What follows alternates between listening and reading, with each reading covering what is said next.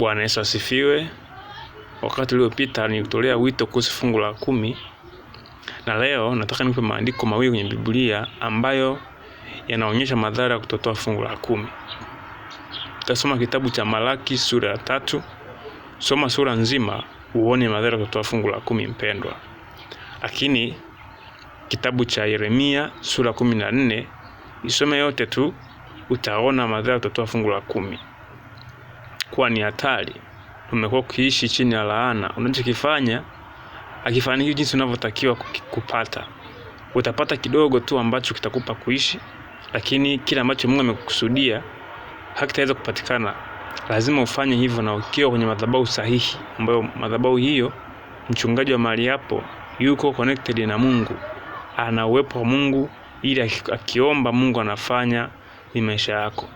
Madhabahu zingine sio sahihi, unaweza ukatoa na ukajikuta kama ni chuma ulete, unavuta tu bila upate majibu yoyote yale. Kwa hiyo ukiwa kwenye madhabahu sahihi na kutoa fungu lako la 10 kwa uaminifu, hakika utaona mambo yanavyokaa vizuri.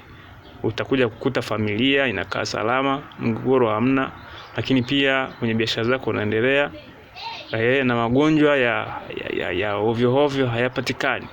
Kwa hiyo na ambao hujaokoka unayenisikiliza, nikutolea wito uokoke, muamini Yesu kuwa Bwana na Mwokozi wa maisha yako, ili uanze maisha mapya ukiwa na Yesu.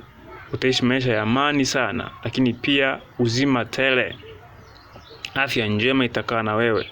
Lakini siku ya mwisho, baada ya wote kuwa tumetoka duniani, ukiwa umepumzika, lazima utakaa na Yesu na jehanamu utaiepuka.